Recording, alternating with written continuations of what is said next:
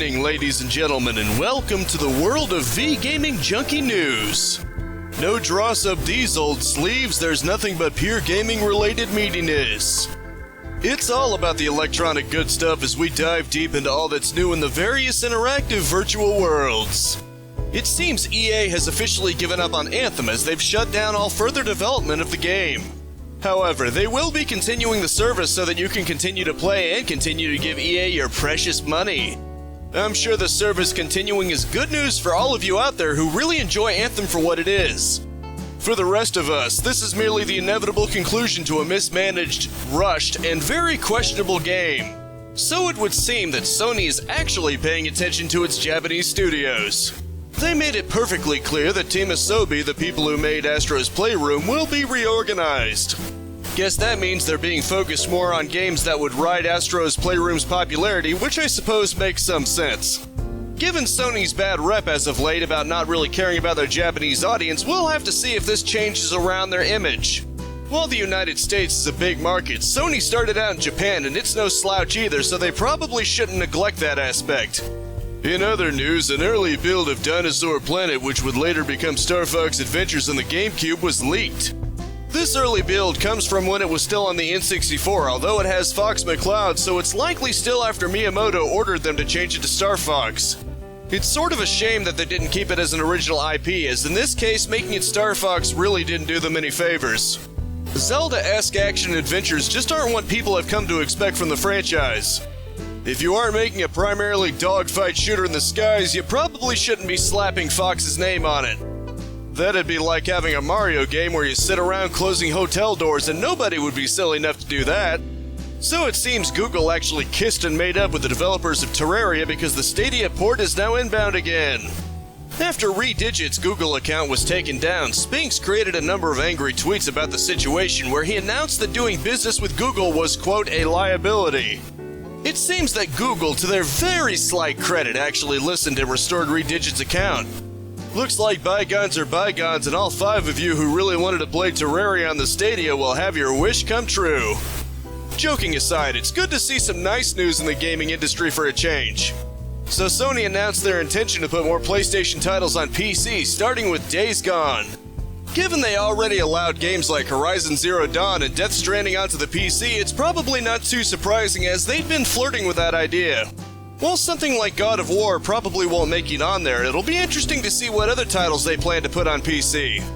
I am quite certain that you good hunters all know what title I am really itching to see on PC, so let us hope that through the blood of these port efforts there can be born a new community of people to enjoy them. In other news, Ryu slaps his image on yet another game, and this time it's not even a fighting game. That's right, he and Chun-Li are going straight to Fortnite. It's perhaps not too surprising given that everyone from Kratos to Master Chief and even the Mandalorian have all made it over at some point. It would seem Epic Games is trying for their own little multimedia empire with Fortnite where they just suck up all the characters. Sadly though, Chun-Li has yet to be confirmed for the Mortal Kombat movie, which no doubt has disappointed many. Nintendo should probably get on that when they're done making the next Gears of War. This next story actually comes a little near and dear to my heart. Star Wars Republic Commando seems to be coming on the PS4 in addition to the Nintendo Switch. This isn't the first old Star Wars game to get this treatment, of course.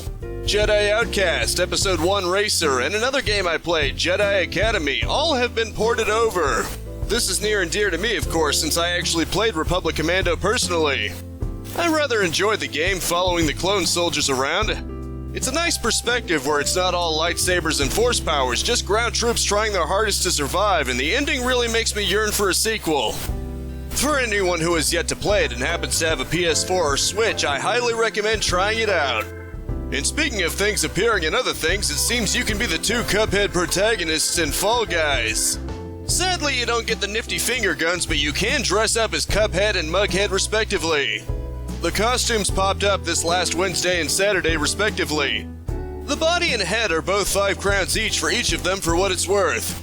I've yet to play Fallout Guys myself though, but perhaps in the future when I run out of other things to play. Hahaha, probably not for a long while. Still, for those of you out there who haven't played Fall Guys, enjoy! And as always, from the page of Games Radar, it's time for the next week's round of radical release dates.